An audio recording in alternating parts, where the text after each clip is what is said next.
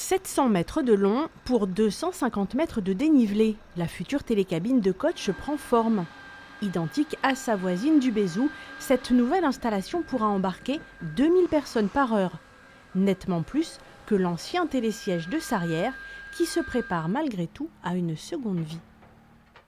Là, on est sur le montage des appareils avec donc une opération importante puisque nous avons démonté un ancien télésiège. Ce télésiège va être raccourci et va être repositionné sur la partie haute du domaine.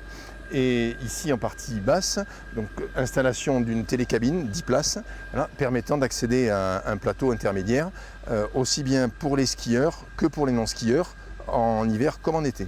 Un accès plus fluide vers une zone mieux enneigée au-delà de 1600 mètres et surtout la possibilité de redescendre en cabine.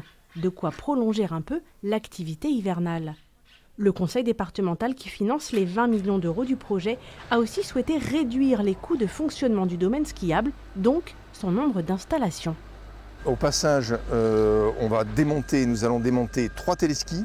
Voilà, donc au final, améliorer, on va dire, l'environnement et la perception de ce site classé, parce qu'ici à Gourette, nous sommes en site classé.